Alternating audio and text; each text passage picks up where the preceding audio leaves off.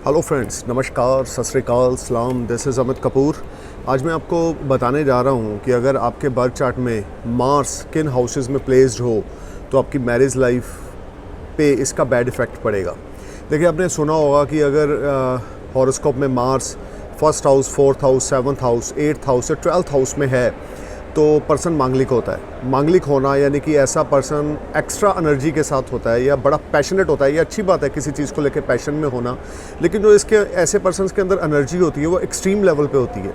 और अगर इनकी शादी नॉन मांगलिक से होती है तो इनका जो अंडरस्टैंडिंग होता है या इनका जो आपस में बिहेवियर होता है या इनकी नेचर जो होती है वो मैच नहीं होती, तो शादी के बाद बड़े तरह के प्रॉब्लम्स आ जाते हैं। ये ज़रूरी नहीं है, आपने सुना होगा कि एक मांगलिक था, दूसरा नॉन मांगलिक था, उनकी शादी हो गई तो एक एक्सपायर हो गया। ऐसा नहीं होता, ज़रूरी नहीं है कि एक्सपायर ही हो। हाँ, ये हो सकता है कि सेपरेशन हो जाए, फाइनेंशियल क्राइसिस आ जाए या फैमिली एटमॉस्फेयर अच्छा ना हो या हर्डल्स का सामना करना पड़े।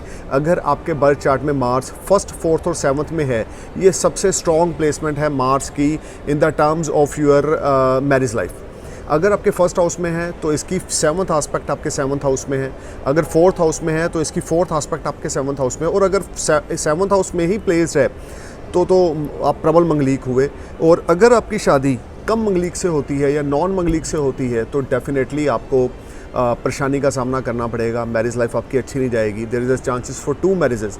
मंगल की जो दृष्टि है, मंगल का जो आस्पेक्ट है वो फोर्थ, सेवन्थ और 10th है, जहाँ से मंगल बैठते हैं। तो if Mars is in first house तो उसकी फोर्थ हाउस पे भी आस्पेक्ट है, जो आपके मेंटल पीस का घर है, आपके मदर का घर है, आपके हिडन सेविंग्स का घर है, आपके डोमेस्टिक जिसको बोलते हैं होमली एटमॉस्फेयर का घर है। और सेवन्थ आस्पेक्ट सेवन्थ हाउस पे जो मैरिज का घर है, eighth house aspect eighth house पे है जो आपके इन लॉस का घर है, क्योंकि सेवन्थ से सेकंड जो है वो एट्थ हाउस बनता है, तो आपके इन लॉस का भी घर बना। और अगर फोर्थ हाउस में आकर बैठ गया तो सेवन्थ हाउस को देख रहा है, 10th हाउस को देख रहा है और 11th को देख रहा है। और अगर आकर सेवन्थ में बैठ गया तो पूर्ण तौर से आप मांगलिक बन गए। तो जिन लोगों के फर्स्ट, फोर्थ और सेवन्थ में मार्स प्लेस्ड है उन लोगों को अपनी कंपेटेबिलिटी मैच करवाने के बाद ही शादी प्लान करनी चाहिए। अदरवाइज़ शादी के बाद कुछ प्रॉब्लम्स का सामना आपको करना पड़ेगा, या कुछ हर्डल्स रहेंगी, या डिवोर्स हो जाएगा या सेपरेशन हो जाएगी अगर आप नॉन मांगलिक से शादी करते हो। अब आपके D1 में मार्स की क्या पोजीशन है और D9 में मार्स की क्या पोजीशन है, नमशा चार्ट में मार्स की क्या पोजीशन है। और आपने ये भी देखना है थर्ड नंबर पे कि वीनस से मार्स कहाँ प्लेस्ड है। अगर वीनस के साथ प्लेस्ड है मार्स तो भी आप वीनस से मांगलिक हो। अगर वीनस से फोर्थ, सेवन्थ, एट्थ, ट्वेल्थ है तो भी आप मांगलिक हो। यानी कि 3 तरह से हम मंगल दोष को देखेंगे। क्या आप लगन कुंडली में मांगलिक हो, क्या आप नमशा कुंडली में मांगलिक हो, क्या आप शुक्र से मांगलिक हो। अगर इन तीनों पोजीशंस में आपका मंगल स्ट्रॉन्ग आ रहा है या आपका मंगल लगन कुंडली, नवमशा कुंडली और शुक्र से फर्स्ट, फोर्थ, सेवन्थ, एट्थ और 12th आ रहा है तो आप प्रबल मांगलिक हो।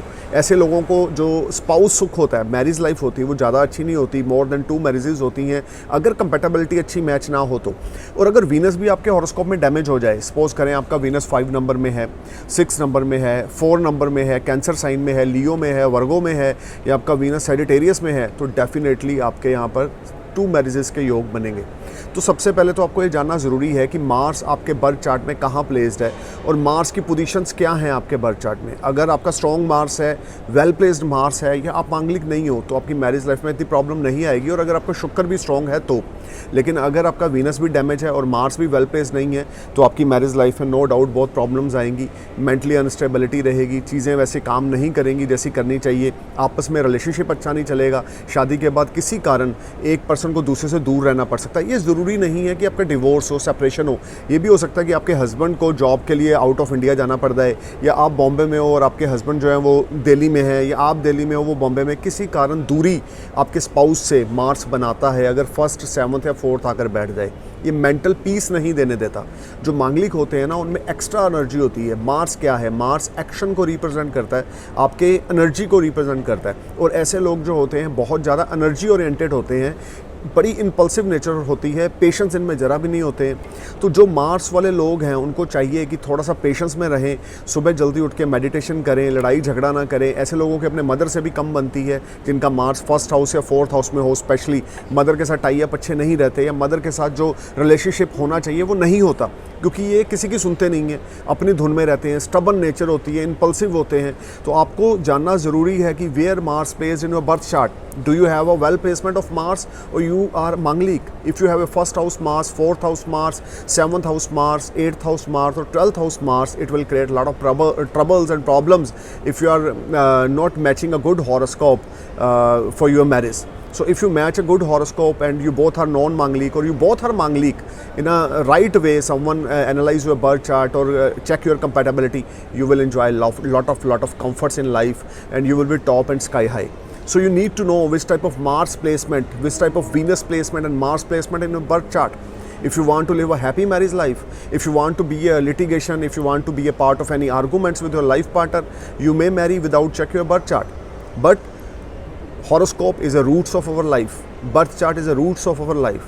If you consult with any astrologer, they will guide you, help you through our knowledge, through our wisdom to make your life better. Thank you for watching my video. Namaskar. Jai Hind.